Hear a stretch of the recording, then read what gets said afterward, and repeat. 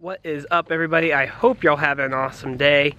Today's video is a update on what happened with the SS and the check engine light that came on.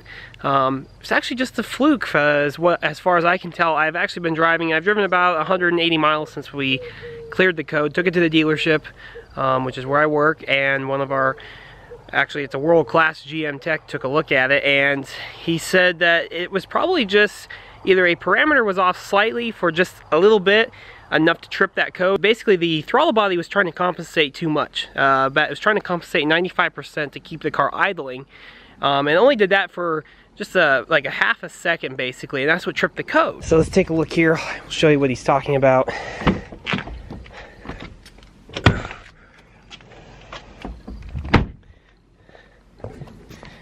So we replaced the air filter here, and we had the, wow, that is actually very dirty. I'm gonna have to clean that. So here's your throttle body on the LS3. Of course, here's your air box. It is stock, I know. And we replaced the factory air filter because he did think, he says he has seen where they just, a little tiny piece, I mean, we're talking like smaller than probably a hair, can actually go through the throttle body or actually get caught up. But this is just really spitballing here.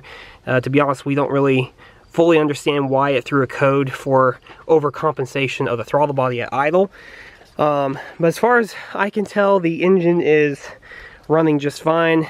The car, though, is in need of a detail, that is for sure. It is very dirty under there.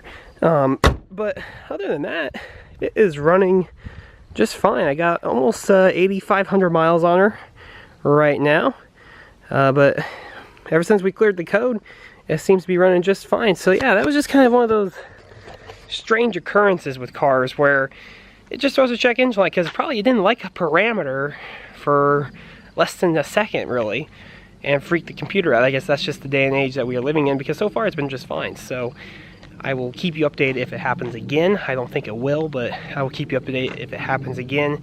Because who knows with the cars these days and computers and all that. So anyway, that was the update on what was going on with the check engine light on the SS. So I hope you enjoyed the video. Go check out the rest of the channel for more content on the SS, my Z06 Corvette. And stay tuned for the future, because I will be releasing a video here very shortly on a new project we have coming to the channel. I think you guys will enjoy a lot. So I will see you all in the next one. Thanks so much for watching, and have an awesome day.